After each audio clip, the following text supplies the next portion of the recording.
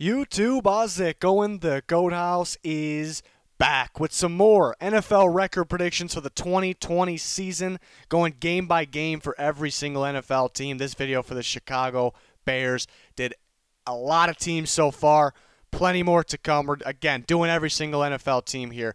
And when we get through a division, I will post a poll on our Twitter, so you're going to want to follow that Twitter, and that will be for you guys to vote. Who wins that division? We'll eventually circle back. You guys will vote for wild card teams. You guys are going to create a future video out of this, so you're going to want to vote to make sure your team is in the playoffs and maybe on. 50K is our sub goal. We got 2 channels. We're really close on the main channel here. So we really appreciate the support. We're going to be hitting that 50K anytime now. Support's been awesome. We're going to need your help on that second channel, though, kind of our backup channel. So you're going to need to check that out for us. We would really appreciate it.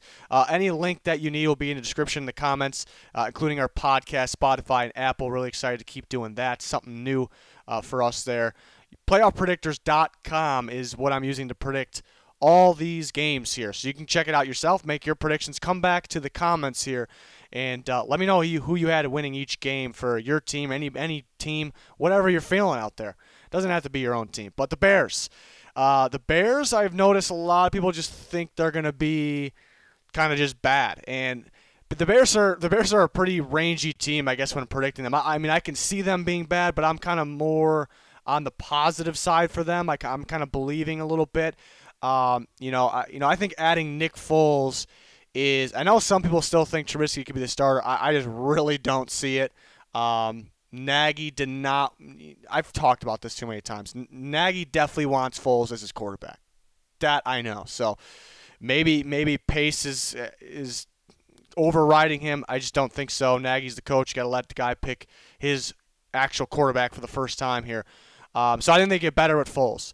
I think they get better in some spots, on the defensive side, kind of by default, really. With you do add Robert Quinn, so you get better there. But what I meant by that is Akeem Hicks is coming back, and that's a big time player right there, and that kind of makes guys like Khalil Mack better. And I guess adding Robert Quinn kind of makes a guy like Khalil Mack better, because Mack was kind of by himself last year in terms of the pass rush, and just adding. Getting guys back and adding pieces to get that pass rush kind of makes the whole unit better. I guess maybe on the defensive side, the only spot secondary you could worry about a little bit. They're a little thin. It's pretty much Eddie Jackson, Kyle Fuller. I do like Jalen Johnson. That was a great pick. Kind of played hurt this last year, so that kind of sticks in your mind. How much impact will he make this year? But I think it's a really good corner for the future there. So that's maybe the I guess the spot where they're thin. But if you're continuing to get pass rush, consistent pass rush, you don't really need to value those positions, and you have valuable guys back at those positions anyways on top of it. They have, maybe in terms of the rest of the division, I think the whole division is pretty complete. Nobody I don't think is elite. In terms of the teams, I think they're pretty even. I should say the teams within the NFC North, but maybe some of the other rosters are in terms of completeness a little better than the Bears. But the Bears have those impact players in the right spot. Mainly looking at pass rush, I think Foles can be a big impact here. So let's go game by game here. Week 1 against the Lions, I did all that hyping up the Bears. I did pick the Lions in Week 1. Detroit. The Lions, we've seen the past every single year. They're good early on. They're really good early on, and they kind of fall apart late. Why? A couple things, inconsistencies late, but also health. They're actually, people are confused on why they look good early on. It's because they're actually pretty good. They got a complete team. They're healthy Week 1. So in Detroit, I will take the Lions. A little bit of an adjustment period for maybe Nick Foles in this Nagy offense, which he's familiar with. But there's always a new face. There's always some sort of adjustment, especially, maybe the lack of practice this offseason, too. We'll see what happens. And then they go to play their home here, going home opener against the Giants. Definitely taking the Bears there. I like the schedule early on. So maybe first 4 weeks. They could beat the Lions. So we'll circle back and do best case scenario as well, like we do with every team. And maybe worst case. I like them. I don't like the Falcons early on. I think the Bears will be able to score on this defense, and they'll be able to get enough pass rush on Matt Ryan here. The Colts are a team I think can start heating up, mid to late season. They all, both teams here adjustment at quarterback, but they're both familiar with the styles, the systems. I think it'll be a little easier, honestly, for a guy like Nick Foles. It's a pretty simplified. The RPO, is a little.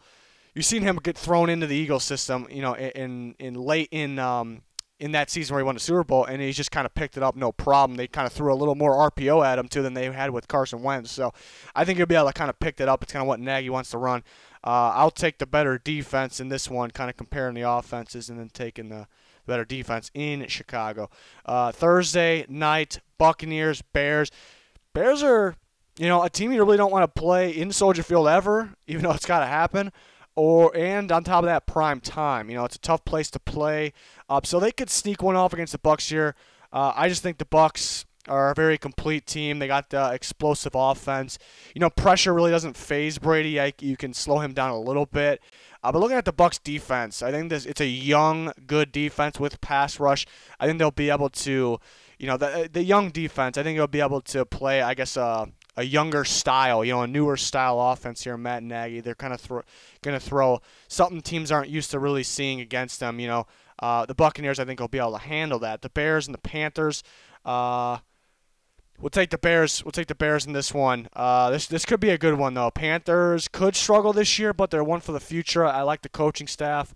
We've seen Bridgewater beat up on the Bears last year, so maybe he can do it again. But what about the Panthers' offensive line against the Bears' pass rush? The other thing I forgot to bring up is the Bears' offensive line. People are kind of split. You look at 2 years ago, I think top 10. Last year, probably ranked around 20.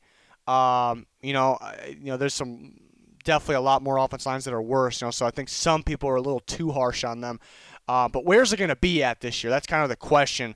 But I think having the better quarterback, the better play calling because the better quarterback, I think will make everything a lot better. Should be a lot better, but kind of a mystery there. Bears, Rams, Monday night. This is what I'm back and forth on here. In LA, Monday night. But the Rams' offense line is still a huge weak spot. I think the Bears' pressure, the pass rush, not just from the edge, it's going to be too much here. I got to take the Bears for matchup purposes. Saints, Bears. I'm going to take the Saints here. I think the Saints will be able to put up points, even though the pressure will be there. I still think they'll be able to put up points. Can the Bears keep up? Then Bears at Titans. Titans, very complete team. They're really good at game planning defensive-wise. They'll be able to game plan for this new Foles offense. I don't know. Pressure is another one of those teams where I don't think pressure could phase anybody. But I think what the Titans do a good job of is making them fear the run and then really opening up that play action pass. So I think the Titans got an edge over the Bears in that game. Vikings Bears Monday night, no question. Bears winning this one. The Vikings struggled with the Bears a little bit recently against that pass rush. But the main part here, in Soldier Field, prime time, Bears are winning that game. Week 11 bye. It's a late bye week. You don't like that. That's kind of the question here for the Bears. It's kind of the ultimate question is where the health is going to be at. We saw Hicks hurt last year, but mainly I'm thinking Foles here. We've seen him beat up quite a bit the last several years. The year he won Super Bowl MVP, he didn't have to play that many games. He got thrown in. So that's I'm kind of on the on the Bears being good side. I don't want to play that Nick Foles, Nagy offense this year. I just don't want to play that, and they got the pass rush. They got the pieces, the impact pieces on defense. It's going to be a really good defense. But is Nick Foles going to be healthy through the stretch of the season? That is the question here. I'll say Green Bay at home. Bears splitting with the Lions here. Texans Bears. That's gonna be a good one there. Watson's the guy. Yeah, pass rush will affect him, but he'll put points. He'll put points on the board. But I just don't think I think the Bears can keep up scoring with them, and I think they have the defense to kind of end being at home. Bears Vikings. The Vikings have been struggling with the Bears the last few years at least here. I don't like basing things off the past. In the last game of last year, the Vikings play their backup, so we can't base a lot off that. I'm gonna take the Vikings in that one. The Bears been a problem for them, but not gonna keep beating them forever. I like that they don't play them. They've been playing them really early on, and then week 17, so it's a little different finally. So maybe some things can change. I'll take the Vikings splitting with them. I just don't see the Vikings win. If they win this week 10 game, I'd be surprised. Bears, Jags. I'll take the Bears here.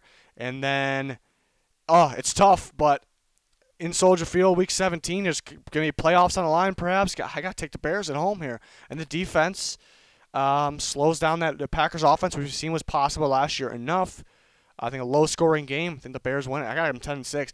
And I talked about the late bye. That's why it's so tough with the Bears. The late bye week causes kind of wear, guys to get hurt, and then down the stretch of the season, so that's pretty tough.